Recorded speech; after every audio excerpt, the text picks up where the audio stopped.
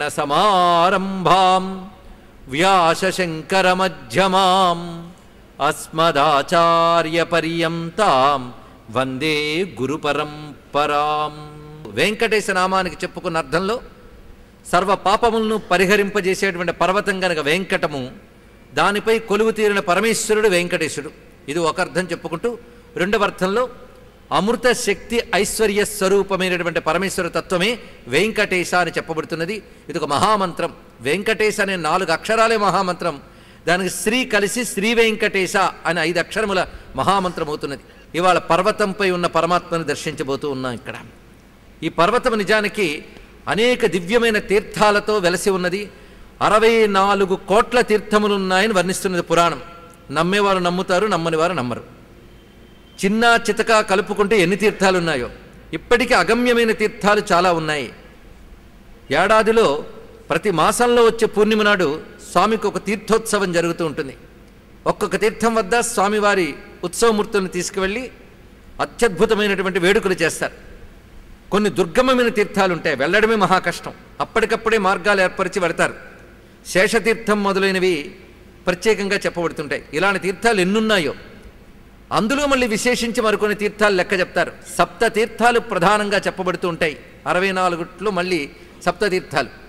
ఈ 7 తీర్థాల వల్లనే దాని సప్తగిరిని పేరు వచ్చిందని కూడా పురాణం వివరిస్తున్నది. ఇక్కడ ఇలాంటి తీర్థాలు ఎన్నో, దానికి తోడు జలపాతాలు మొదలైనవి చాలా అక్కడ మనకు కనబడుతూ ఉంటాయి. ఇక్కడ ఆ జలపాతాల గురించి మనం భావన చేసినట్లయితే ఆకాశగంగా, పాప వినాశనం మొదలైనటువంటి జలపాతాలు ఉన్నాయి. వీటి ఆవిర్భావ గాథలు కూడా చాలా చెప్పారు. ఇవన్నీ కూడాను అనంతకోటి తీర్థములు కలిగినటువంటి ఆ దివ్యక్షేత్రంలో జల ప్రాధాన్యం, స్థల ప్రాధాన్యం 2 ఉన్నాయి. అంతేకాదు అక్కడ ఉన్నటువంటి వృక్షాదులు కూడా దివ్యమైనవి అని వర్ణింపబడుతూ ఉన్నాయి. ఇవన్నీ పురాణాల్లో ఉన్న వర్ణనలే. ఎందుకంటే వెంకటగిరి సామాన్యము కాదు, సాక్షాత్ విష్ణుస్వరూపము. పర్వతమే విష్ణుస్వరూపంగా మనం దర్శిస్తూ ఉన్నాం. ఇక్కడ అలా దర్శించగలిగిన వాడు అన్నమాచార్యుల వారు. కట్టెదుర వైకుంఠము కాణాచి అయిన కొండ, తెట్టెలాయ మహిమలే తిరుమల కొండ. చాలా ప్రసిద్ధి చెందిన కీర్తన ఇది. పాడుతూ ఉంటాం కానీ ఏం చూపిస్తున్నాడు అన్నమాచార్య దీంట్లో మనకి? అసలు అదివో అల్లదివో కొత్త కోణంలో కనబడింది. సువర్ణమయమైన కాంతులతో తేజరిల్లుతూ 10,000 పడగలతో ఉన్నటువంటి అత్యద్భుత పర్వతము. వేదములే శిలలై వెలసినది కొండ, ఏ దశ పుణ్యరాసులే ఏరులైనది కొండ. అక్కడ ప్రవహించే జలములన్నీ కూడా పుణ్యాల రాసులు, అవి ప్రవహిస్తున్నాయి. శిలలన్నీ వేదాలన్నాడు, ఎందుకంటే వెలసిన స్వామి వేదవేద్యుడు. ఇంకొక అర్థం, వేదముల్లో కథ ఉంది. వేదాలని కొండలతో పోల్చారు. కొండలెక్కి తెలుసుకోవడం ఎంత కష్టమో వేదాలను అర్థం చేసుకోవడం అంత కష్టం. అది వేదాలని విస్తారమైన పర్వతాలతో పోల్చడం కనబడుతుంది ఇక్కడ. ఆ వేదములే ఇక్కడ మనకి పర్వత రూపంలో కనబడుతున్నాయనే దర్శనం ఇది. వేదములే శిలలై వెలసనిది కొండ, ఏ దశ పుణ్యరాసులే ఏరులైనది కొండ, గాదిలి బ్రహ్మాది లోకముల కొనల కొండ. ఈ మాట చాలా విశేషమైన మాట అండి. ఇక్కడ బ్రహ్మలోకం ఎక్కడుంది అంటే భూమికి పైన 7 లోకాలకు ఆవలుంది. ఇప్పుడు ఈ పర్వతము ఆ పైన ఉన్నటువంటిది పర్వతం అన్నాడు. ఇక్కడ ఉంటున్నదేమో భూమి మీద ఈ కొండ. ఎక్కడుంది అంటే బ్రహ్మాది లోకాలకు పైన ఉన్న పర్వతం ఇది అని చెప్పడంలో భావం ఏమిటి? ఇది గ్రహించాలి. బ్రహ్మలోకం కంటే పైన ఉన్నది ఏదయ్యా అంటే వైకుంఠం. బ్రహ్మలోకం వరకు అన్నీ ప్రళయకాలంలో పోయేవే. నశించిన లోకం వైకుంఠం, అది పరమపదం. ఆ వైకుంఠ స్వరూపమే వెంకటగిరిగా ఉంది గనక బ్రహ్మాది లోకముల కొనలకొండ అన్నాడు. ఇక్కడ అంత లోతైన భావం చూపించాడు. శ్రీదేవుడుండేటి శేషాద్రి కొండ, సర్వదేవతలు మృగజాతులై చరించే కొండ. ఆ పర్వతం మీద తిరిగే మృగాలు దేవతల ఆ రూపాల్లో సంచరిస్తున్నారంటున్నాడు అన్నమాచార్యుల వారు. నిర్వహించి జలధులే నిట్ట చరులైన కొండ, 7 సముద్ర దేవతలు కూడా పర్వతంపై నెలకొని ఉంటారు. ఉర్వి తపస్సులే తరువులై నిలిచిన కొండ, తాపస్సులే వృక్షాల రూపంతో ఉంటారన్నారు. ఇది అరుణాచల వర్ణంలోను, వెంకటాద్రి వర్ణంలోను, బృందావన వర్ణంలోను పురాణం చూపిస్తున్నది. ఇక్కడ అక్కడున్న వృక్షాలు కూడా తాపసులు అని చెప్పడం పురాణమే చెప్తున్నది. ఇక్కడ అంటే మహర్షులు స్థిరంగా అక్కడ నిలబడ్డానికే వృక్ష రూపంలో ధరించి ఉంటారు. ఇవేవి అతిశయోక్తులు కావండి. ఇలాంటి మహిమ కలిగినటువంటి మరో పర్వతం శ్రీశైలం, అక్కడ కూడా వృక్షముల రూపములతో తపస్సులుంటారు అని వర్ణిస్తారు. అందుకే భారతదేశంలో దివ్యక్షేత్రాల్లో ప్రతి గరికపోచ కూడా మహిమాన్వితమైనదే తెలుసుకోవాలి. ఇక్కడ భారతదేశ క్షేత్రాలు మట్టి జలము యొక్క బిందువు, వీటితో సమానమైన సంపద ప్రపంచంలో ఎక్కడా లభించదు. అలాంటి దివ్యక్షేత్రాలు కలిగిన భారతదేశానికి నమస్కారం చేసుకుంటూ, పూర్వపు టంజనాద్రి ఈ పొడవాటి కొండ, వరములు కొటారుగా వక్కణించి పెంచేకొండ పరగి లక్ష్మీకాంతు శోభనపు కొండ కురిసి సంపదలెల్ల గుహల నిండిన కొండ విలువైన దిదివో శ్రీ వెంకటపు కొండ.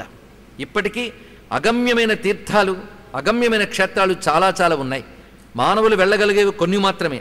వెళ్ళలేని చాలా దివ్యమైనటువంటి గుహలు, అగమ్యమైనటువంటి ప్రాంతములు చాలా ఉన్నాయి. అటువంటి పర్వతానికి నమస్కరించుతూ ఆ పర్వతంపై వెలిసిన శ్రీనివాస బ్రహ్మమును ఇవాళ మనం సాక్షాత్కరింపజేసుకుంటూ ఉన్నాం. ఈ వెంకటేశ్వర స్వరూపం మన హృదయంలో పదిలంగా నిలుపుకోవాలి. ఆయన చుట్టే మనస్సంతా సంచరిస్తూ ఉండాలి. ఆ వెంకటేశ్వర రూపములో దాగిన తత్వము, లీలా, మహిమ తెలుసుకోవాలి. ఇక్కడ ఇప్పుడు తత్వము, లీలా, మహిమ అని మాటలు వచ్చాయి మనకి. కానీ మన పద్ధతి ఎలా ఉంటుందంటే మహిమ, లీలా, తత్వం అని ఉంటుంది. ఇక్కడ ముందు మనకు తెలిసేది మహిమ. భగవంతుడి దగ్గరికి వెళతాం మహిమల చేత ఆకర్షింపబడే కదా, కనుక మనకు కనబడేది మహిమ. ఆ మహిమల తర్వాత స్థితి కొంచెం నిదానంగా ఉంటే లీలలు కనబడతాయి. లీలలు అంటే భగవంతుడు దివ్య రూపము, దివ్యనామము ధరించి చేసే పనికి లీల అని పేరు. భగవంతుడు చేసే పనులు లీలలు. ఆయన అసలు స్వరూపం తత్వం. అసలు మొదట ఉండేది తత్వము, తర్వాత ఉండేది లీల, తర్వాత ఉండేది మహిమ. అది అలా వస్తుంది క్రమం. కానీ మనం వెళ్ళే క్రమం ఏంటంటే మహిమ, లీలా, తత్వంలోకి వెళ్ళాలి. సాధారణంగా చాలామంది మహిమల దగ్గర ఆగిపోతూ ఉంటారు. కొందరు లీలల దాకా వెళ్ళగలరు, కొందరు తత్వము దాకా వెళతారు. ఆ వెళ్ళిన వాళ్ళకి మోక్షం లభిస్తుంది. తత్వము దాకా వెళ్ళిన వాడికి మోక్షం లభిస్తుంది. ఆ మూడు చెప్పడం కోసమే వెంకటేశ్వర తత్వం, లీల, మహిమ అన్నాం మనం ఇక్కడ. ఎందుకంటే నేను కష్టాల్లో ఉన్నానండి, వెంకటేశ్వర స్వామిని నమ్ముకున్నాను, నాకు వెంటనే శుభం జరిగింది, అనేక రకాలైనటువంటి రుగ్మతలు పోయాయి, సంతానం కలిగింది, ఇలా ఎన్నో పుట్టు గొడ్రాండకు బిడ్డలిచ్చే గోవిందుడే వేడు కొందామ వెంకటగిరి వెంకటేశ్వరిని, ఇలా ఎన్నో మహిమలు చూస్తాం. మహిమలు చూసి కొండకెళ్తాం, అక్కడితో ఆగిపోతారు కొంతమంది.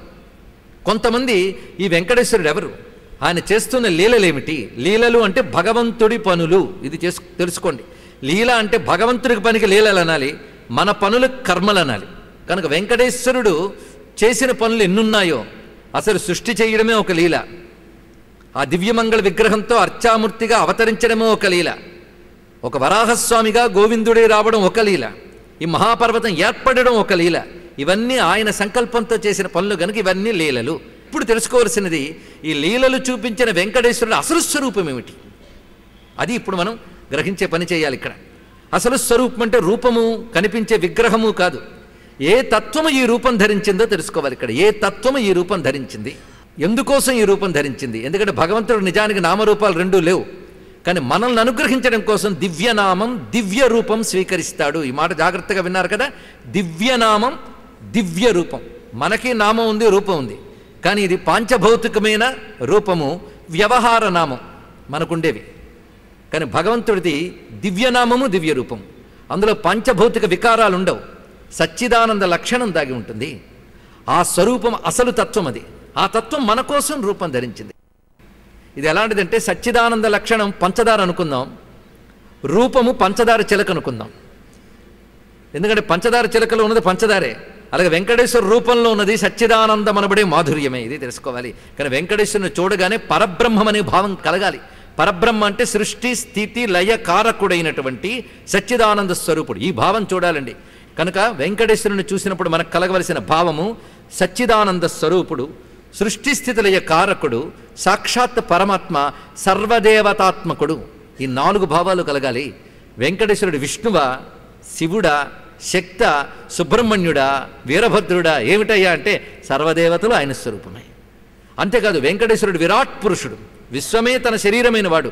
ఈ భావంతో స్వామిని దర్శించాలి. అలా దర్శించిన మహాత్ములు మనకి అవి సాక్ష్యాలుగా చూపించారు.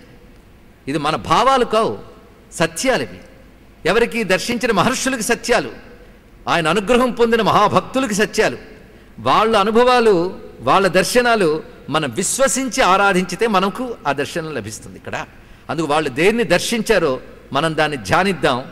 వాళ్ళు ఏ సత్యాన్ని సాక్షాత్కరింపజేసుకున్నారో దాన్ని మనం భావిద్దాం. ఇప్పుడు వెంకటేశ్వర అసలు తత్వం సచ్చిదానంద తత్వం అని తెలుసుకుంటూ ఆ రూపం ఎలా ఆవిర్భవించింది, ఎలా వచ్చిందో మనకు తెలియాలి.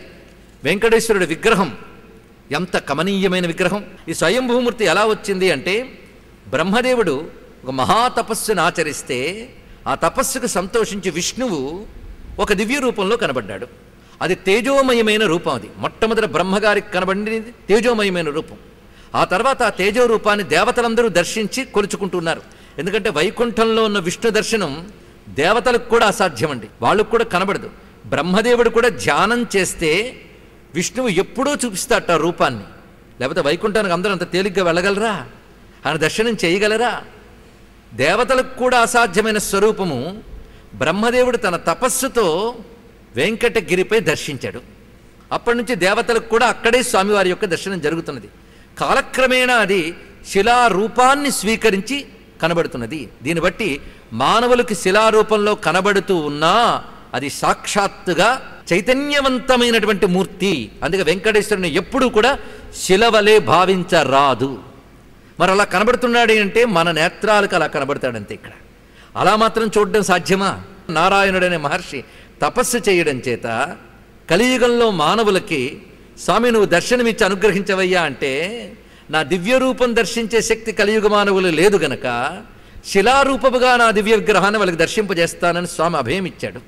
కనుకనే మనకు శిలవలే కనబడినప్పటికీ అది సాక్షాత్ విష్ణువు అనే భావన మనం తెచ్చుకోవాలి. అది సత్యమే, మన సత్యాన్ని భావిస్తున్నాం కానీ భావించిందే సత్యం అనుకోవడం లేదు. రెండు తెలుసుకోండి, ఇక్కడ చిన్న తేడా ఉంది కానీ అర్థం చేసుకున్న వాళ్ళకి అర్థమవుతుంది. ఇక్కడ సత్యస్వరూపాన్ని మనం భావిస్తున్నాం, ఎందుకంటే శాస్త్రం చెప్పిన ప్రకారంగా. లేకపోతే ఏదో ఒక రాయి పెట్టేసి భగవంతుడు అనుకుంటే మనం భావించడం అవుతుంది. కానీ అక్కడే భగవంతుడు ఉన్నాడు, కానీ నువ్వు చూడలేవు కనుక పరమాత్మగా దర్శిస్తూ అని చెప్తూ ఇక్కడ శాస్త్రం చెప్తున్న ఒక అత్యద్భుతమైన మాట ఉంది. మీకు మునిపే చెప్పుకున్నాం, అనేక శాస్త్రముల సారాన్ని మథించి ఇక్కడ అందించడం జరుగుతుంది. అర్చా విగ్రహ రూపోహం సచ్చిదానంద విగ్రహ. ఒక్కొక్క వాక్యం చూడండి. ఇక్కడ భగవంతుడి అవతారాలు అనేక రకాలుగా ఉంటాయి. వైకుంఠంలో పరవాసుదేవుడైనటువంటి స్వరూపము సర్వమూలమైన పరమాత్మ. ఆయన జగద్రక్షణ కోసం ధరించిన అవతారాలు రామ కృష్ణాది అవతారములు. వాటికంటూ మంత్రములు ఉన్నాయి. ఆ మంత్రములు రాముడు కృష్ణుడు అవతరించక ముందు కూడా ఉన్నాయి. దేవతలు ఉపాసన చేసి ఆ మంత్రాలని రామకృష్ణులను అవతరించమని ప్రార్థన చేస్తే వచ్చే ఆ రూపాలు. అవతారానికి కొన్ని లక్షణాలు ఉంటాయి. మరి రాముడు కృష్ణుడు కూడా మానవులు కదండి అంటే అది అజ్ఞానం. రాముడు కృష్ణుడు అవతరించక ముందే వాళ్ళ మంత్రాధిదేవతలు. ఇది మీరు రామాయణం చదివినా భాగవతం చదివినా కొంచెం జాగ్రత్తగా చదివితే, సంప్రదాయబద్ధంగా చదివితే మీకు అర్థమవుతుంది. అసురుల బాధలు తట్టుకోలేక దేవతలు ఋషులు కలిసి పరమాత్మను ప్రార్థించారని మొదలవుతుంది ప్రతి దాంట్లో. రామాయణంలో అదే మొదలవుతుంది, భాగవతంలో అదే మొదలవుతుంది. దాని అర్థం ఏమిటి అంటే ఆ విష్ణువు యొక్క రామతత్వాన్ని వాళ్ళు ఉపాసన చేశారు. స్వామి లోకరక్షణ కోసం రావయ్యా అని. అప్పుడు ఆ రామతత్వం అవతరించి వచ్చింది. అలా ఉపాసనతో వస్తుంది. అది అవతరించినప్పుడు వాళ్ళ దైవత్వం వాళ్ళ ప్రతి చేష్టలో కనబడుతుంది. మానవుల్లా సంచరిస్తున్నా వాళ్ళ మంత్ర చైతన్యం కనబడుతూ ఉంటుంది. అందుకు వాళ్ళు అవతరించి అవతారం చాలించిన ఉపాస్య దేవములుగా మన చేత ఆరాధింపబడుతూ ఉంటారు ఇవి అవతారమూర్తులు. ఈ అవతారముల్లో వ్యూహ విభవ పర ఇత్యాది స్వరూపాలు చాలా చెప్పబడతాయి. మరి వెంకటేశ్వరుడు అవతారాన్ని ఏమంటారు? అర్చావతారం అంటారు. ఇది ఇక్కడ అర్చావతారం. అంతేగాని ఒక కథ సృష్టి చేయడం, ధర్మరక్షణ చేయడం, ఈ లీలలేమీ ఉండవు అక్కడ. కేవలం ఒక అర్చామూర్తిగా ఆవిర్భవించి జగతిని అనుగ్రహించడం అనేదే కనబడుతుంటుంది. కనుక ప్రపంచాన్ని అనుగ్రహించడమే వెంకటేశ్వరుడు లీల. ఆయన ధరించిన దివ్యమంగళ విగ్రహమే అర్చావతారము. అంతేగాని మాతృగర్భం నుంచి వచ్చిన రూపం కాదు కదా వెంకటేశ్వర మూర్తి. అందుకే దాన్ని ఏమనాలి? అర్చావతారం అనాలి. అది అర్చా విగ్రహ రూపోహం సచ్చిదానంద విగ్రహ. ఇది శంఖనుడు అనేటువంటి ఒక రాజుకి స్వయంగా విష్ణువు చెప్పినటువంటి విషయం ఇప్పుడు మనం చెప్తున్నది. ఈ శంఖనుడు గొప్ప చక్రవర్తి.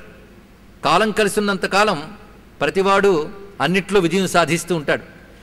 కాలం కలిసి రాకపోతే అపజయాలు ఎదురవుతుంటాయి. అంతేగాని మన నిర్వాకాలు ఏవీ కావండి, తెలుసుకుంటే చాలు. ఇక్కడ శంఖనుడు నిజానికి గొప్ప రాజు, కానీ కాలం ప్రతికూలించింది. దానితో ఆయన పరాజితుడైపోయాడు శత్రువుల చేత. ప్రాణాలు అరచేతితో పట్టుకుని పారిపోయాడు. అలా సంచరిస్తూ ఉండగా ఆయనకు ఒక జ్ఞానం కలిగింది. కాలం కలిసి రానప్పుడు పవిత్రమైన తీర్థయాత్రలు క్షేత్రయాత్రలు చేసి పాపక్షయం చేసుకుంటూ అక్కడ దేవతలను ఉపాసించాలి అని తెలిసింది. అలా తిరుగుతూ ఉండగా సువర్ణముఖరి నదీ తీరానికి చేరుకున్నాడు. ఆ సువర్ణముఖరి నది అత్యంత పవిత్రమైనదండి. ఇది అగస్త్య మహర్షి తపస్సు చేసి శివుని గంగని పిలిచాడు. అప్పుడు శివుని జటాజూటంలోంచి గంగ అగస్త్య మహర్షిని అనుగ్రహించుతూ వచ్చింది. దాని పేరు సువర్ణముఖరి. ఇది తెలుసుకోండి. గంగే అనేక రూపాలతో వచ్చింది. భగీరథుడు పిలిస్తే భాగీరథిగా వచ్చి ఉత్తరాపథంలో ఉన్నది. గౌతమ్ మహర్షి పిలిస్తే గోదావరిగా వచ్చింది. అగస్త్య మహర్షి కోసం ఆ తల్లి సువర్ణముఖరిగా వచ్చింది. కనుక సువర్ణముఖరి గంగాదేవి యొక్క ఒక రూపమే. ఇది తెలుసుకుంటే చాలు ఇక్కడ. అలాంటి ఆ సువర్ణముఖరి అత్యంత పవిత్రమైనది. దాంట్లో స్నానం చేసి మరికొన్ని క్షేత్రములు దర్శిస్తూ అలా వెళుతూ ఉన్నాడు శంఖనుడు. వెళ్ళేటప్పటికల్లా ఒక పద్మ సరోవరం అని పెద్ద సరోవరం కనబడింది. అత్యద్భుతమైన కమలాలు ఉన్నాయి అందులో. ఆ పద్మ సరోవర ప్రాంతంలో అందులో కూడా స్నానం చేసి మహాలక్ష్మిని ఉపాసన చేస్తున్నాడు. ఎందుకంటే ఆ తల్లి దయ ఉంటేనే ఐశ్వర్యాలు కానీ రాజ్యాలు కానీ. ఆవిడే రాజ్యలక్ష్మి, ఆవిడే విజయలక్ష్మి, ఆవిడే ఐశ్వర్యలక్ష్మి. నృపవేష్మ గతానందాం వరలక్ష్మీం వసుప్రదాం. ఆ తల్లిని ఉపాసన చేశాడు. అలా ధ్యానంలోకి వెళితే తనకు దృశ్యం కనబడింది. ఎవరో ఆ ధ్యానంలో కనబడి ఇక్కడి నుంచి కొండపైకి వెక్కు, అక్కడ ఒక పుష్కరిణి ఉంది. అన్ని పుష్కరునిలోకెల్లా గొప్పది. ఎందుకంటే కొండ మీదే కొన్ని కోట్ల తీర్థాలు ఉన్నాయి. ఆ తీర్థాల్లోకెల్లా స్వామిగా ఉంది గనక, స్వామి అంటే ప్రభువు, సర్వతీర్థాల్లోని స్వామిగా ఉంది గనక అది స్వామి తీర్థం లేదా స్వామి పుష్కరిణి చెప్పబడుతుంది. అక్కడికి వెళ్ళు అని ఆ ధ్యానంలో ఒకానొక ప్రేరణ లభించింది. ఆ ప్రేరణని ఆధారం చేసుకుని పర్వతాన్ని ఎక్కి వెళ్ళాడు శంకరుడు. వెళ్ళేటప్పటికల్లా అత్యద్భుతమైన స్వామి పుష్కరిణి, అందులో స్నానం చేసి ఇది చాలా దివ్యంగా ఉన్నది అంటే అక్కడే ధ్యానంలో ఉన్నాడు ఆయన. 6 నెలలు కాలం గడిపాడు నిరంతరం విష్ణు జపం చేసుకుంటూ. అప్పుడు ఆ సరస్సులోంచి స్వామి యొక్క స్వరూపము కమలంలో ఆవిర్భవించింది, భూదేవి శ్రీదేవి సహితంగా. ఆయన చెప్తున్నాడు, ఇక్కడ నేను అర్చామూర్తిగా ఉన్నాను, నన్ను చూడు అని బోధించాడు. అప్పుడు ఆయన దర్శనం చేసుకున్నాడు అర్చామూర్తిని. ఆ అర్చామూర్తి ఎలా ఉంటాడు అనేది విష్ణువే స్వయంగా చెప్తున్నాడండి. ఆ మాటలు ఇప్పుడు మనం చెప్పుకుంటున్నాం. స్వయంగా విష్ణువు చెప్పినది. అర్చా విగ్రహ రూపోహం సచ్చిదానంద విగ్రహ. ఇందాక చెప్పిన మాట, సత్ చిత్ ఆనందమే విగ్రహ రూపం ధరించింది. ఏంటి సచ్చిదానందం అంటే అర్థం? సత్ అంటే శాశ్వతమైన ఉనికి, ఎప్పుడు ఉండేదేదో సత్. చిత్ అంటే జ్ఞానం, మూడవది ఆనందం. ఎప్పుడూ ఉండే జ్ఞాన ఆనంద స్వరూపమే పరమాత్మ. ఆ సచ్చిదానంద వస్తువే విగ్రహ రూపం ధరించింది. స్వయం వ్యక్త ప్రదేశేషు దృశ్యో బ్రహ్మాది యోగినాం. ఇది స్వయం వ్యక్తము, తనంత తాను వ్యక్తమైన స్వరూపము. ప్రతిమాంచ శిలారూపాం తాం పశ్యంతి కుయోగిన. గొప్ప మాట చెప్పాడు. కుయోగిన అంటే చెడ్డ యోగులు, అసలు యోగము లేని వారెవరో వాళ్ళు దీన్ని కేవలం ప్రతిమగా భావిస్తారు, ప్రతిమగా చూస్తారు. ఇది గట్టిగా చెప్తున్నాడు స్వామి. ప్రతిమాంచ శిలారూపాం తాం పశ్యంతి కుయోగిన. కుయోగులు అలా చూస్తారు. కానీ జ్ఞానులైన వారు రూపద్వయం ప్రపశ్యంతి. వాళ్ళకి ఆ శిలారూపం కనబడుతూ ఉన్నా అది సచ్చిదానంద తత్వం అనే దృష్టితో చూస్తారు. వాళ్ళు జ్ఞానినో బ్రహ్మవిత్తమాహ. వాళ్ళు బ్రహ్మవేత్తలు, జ్ఞానులు. ఈ స్వామి ఆ రూపంతో ఉంటూ భక్తులందరినీ గమనిస్తుంటాట వెంకటేశ్వరుడు. ఎవరు ఏ నమస్కారం ఇస్తున్నారో అవన్నీ గ్రహిస్తాడు. ఎలా గ్రహిస్తాడంటే భానుమాన్ భానుసంగైస్తు రసగ్రాహీ యథా భువ సాక్షాత్ పూజాశ్రయో నిత్యం అహం బింబాంతరేణచ. ఇది స్వయంగా శ్రీనివాసుడు చెప్తున్న మాట. ఏమని చెప్తున్నాడంటే సూర్యుడు తన కిరణాలతో భూమి యందున్న జలాన్ని ఎలా గ్రహిస్తున్నాడో ఈ విగ్రహంలో ఉన్న విష్ణువు భక్తులు చేసే పూజల్ని అలాగే గ్రహిస్తున్నాడు ఇక్కడ. అందుకే స్వామి శ్రీ వైకుంఠ విరక్తాయ స్వామి పుష్కరిణీ తటే రమయా రమమాణాయ వెంకటేశాయ మంగళం. వైకుంఠంపై విరక్తి కలిగి వెంకటగిరికి వచ్చాడు స్వామి. అలా విహరిస్తున్న స్వరూపాన్ని బ్రహ్మదేవుడు సాక్షాత్కరించుకున్న వైనం ఇప్పుడు మనం చూడబోతున్నాం. ఆయనకు ముందు కనబడింది 7 గడపల వైకుంఠం కనబడింది. ఇక్కడ 7 గడపల వైకుంఠం ఆవల స్వామి దర్శనం అయింది. నిజానికి శంఖ చక్ర గదా పద్మములు ధరించిన రూపం కనబడాలిగా, అది కనబడలేదు. మరో రూపం కనబడింది. ఎందుకలా కనబడింది అనే దానికి అథర్వ వేదాంతర్గతమైనటువంటి వెంకటేశ తాపినీ ఉపనిషత్తు చెప్తోంది విషయం ఇక్కడ. అందులో వెంకటేశ మంత్ర విశేషాలున్నాయి.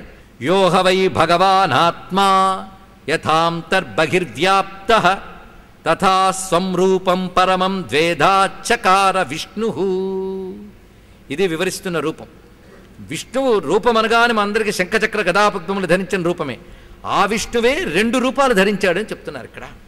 యోయం విష్ణు స ఏవ ఏకస్త్రిధా భూత్వా దశధా అపరిమిత భూతోద్భూతత్వాద్ భూతేషు చరతి ప్రతిష్ఠిత స దేవానాం అధిపతి. సర్వదేవతలకు అధిపతి అయినటువంటి ఆ విష్ణువు అనేక రూపములు ధరిస్తాడు. కానీ ప్రధాన రూపములు 2. ఆ 2 రూపాల్లో ఒకటి వెంకటేశాఖ్యం, ద్వితీయం నారాయణాఖ్యమితి. విష్ణువు ప్రథమతః ధరించిన రూపములే రెండు. ఒకటి వెంకటేశ అనే రూపము, రెండవది నారాయణ అనే రూపము. ఇందులో అథైతన్నారాయణాక్షస్య వైకుంఠం నిత్య నివాసం చకార. నారాయణుడు అనబడి ఆ రూపము వైకుంఠాన్ని నిత్య నివాసం చేసుకుంది. వెంకటేశాఖ్యస్యతు వెంకటాచలం నిత్య నివాసం చకార. ఆ వెంకటేశుడు అనేవాడు మాత్రం వైకుంఠంలో ఉండకుండా వెంకటగిరికి వచ్చాడు. అక్కడ ఈ రూపంతో అక్కడే దొరుకుతాడండి. అక్కడ అలాంటి అత్యద్భుతమైన ఆ రూపము ఇక్కడ ప్రకాశిస్తున్నదంటూ వేదమాత చెప్తున్న మాట విందాం. మాయావి పరమానంద త్యక్వా వైకుంఠముత్తమం స్వామి పుష్కరిణీ తీరే రమయా సహ మోదతే. అది నిజానికి రూపం వైకుంఠంలోనే ఆవిర్భవించింది, కానీ వైకుంఠాన్ని విడిచిపెట్టి ఇక్కడికి వచ్చేసింది. ఏ రూపం? వెంకటేశ రూపం.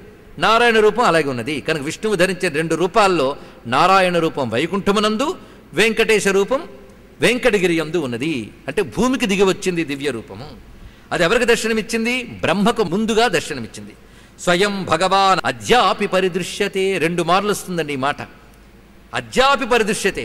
మన భాగ్యం ఏంటంటే వైకుంఠంలో ఉన్న రూపం కనబడదు, వెంకట రూపం మాత్రం అద్యాపి ఇప్పుడు కూడా కనబడుతుంది. అటువంటి దివ్యమైన రూపమయ్యా అని చెప్తూ అలాంటి వెంకటేశ్వరుడు తన మంత్రాన్ని ఎలా ఉపదేశిస్తున్నాడో వివరిస్తున్నారు. బ్రహ్మదేవుడు మొట్టమొదటిగా ఇక్కడ ధ్యానం చేస్తూ ఉండగా ఒక దివ్య నాదం వినబడింది. దానికి తపస్సుతో మాత్రమే వినబడింది. చూడండి, తేలిగ్గా ఏదీ కనబడదు, తపస్సు చేయాల్సిందే. తపస్సుతోనే ఆయన కనబడతాడు, కానీ సామాన్యంగా కనబడ్డు. సాధన చేయాలి, సాధన చేయాలి. అన్నమాచార్యుల వారే చెప్తారు, ఊరకే దొరకునా ఉన్నతోన్నత సుఖమని. సాధన చేయాలి సాధకులకి. బ్రహ్మదేవుడు అంతటి వాడే సతపో తప్యత సతపస్తప్వా స ఏతం సంసృష్టం. ఆ సమయంలో ఆ తపస్సుకు ఫలితంగా ముందుగా ఆయనకు వినబడింది రూపం కనబడలేదండి, ధ్వని వినబడింది. ఆ ధ్వని ఏమిటంటే 4 అక్షరాలు ఆకాశంలోంచి వినబడ్డాయి బ్రహ్మకి. అవి వెంకటేశ ఇతి చతురక్షరం సమలభత.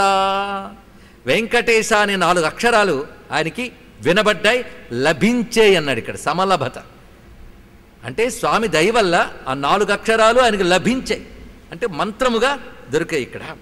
తతకాలేన ఆదిత శ్రీబీజంచ ఖాదేవాలభత. తర్వాత కొంతసేపటికి ఆ వెంకటేశ కాస్త శ్రీ అని కలిసింది అక్కడ. అప్పుడు శ్రీ వెంకటేశ అయింది.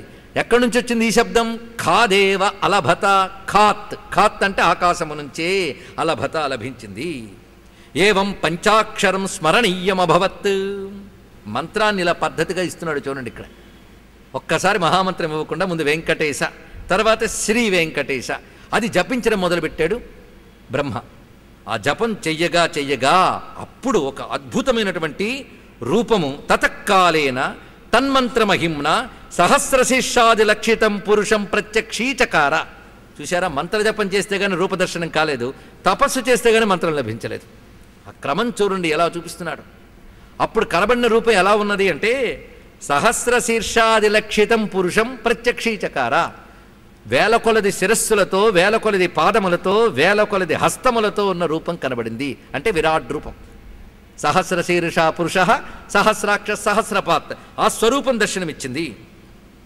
అది చూస్తూ ఆనందపరవశుడై నమస్కరిస్తున్నాడు. క్రమంగా ఆ రూపాన్ని చూస్తున్నాడు, కానీ అది ఏమిటో అర్థం చేసుకోలేకపోతున్నాడు.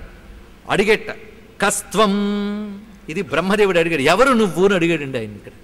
కస్త్వం అంటే మొదటే కహ అని అడిగేవి గనక ఇక నీ పేరు కహ అన్నాడు విష్ణువు. చూడండి, అని కహ అంటే బ్రహ్మ అని అర్థం. ఎందుకయ్యా ఆ పేరు వచ్చిందంటే కహ అని అడిగాడు ఆయన, కనుక నీ పేరే కహ అన్నాడు అంటూ, నేను నారాయణుణ్ణి, భగవానుడైన నారాయణుడైన నేను నీ మంత్రానికి సంతోషించి నా స్వరూపాన్ని చూపించాను. ఈ స్వరూపంలో సారమైన మరొక రూపం ఉంది నా విరాట్ రూపంలో.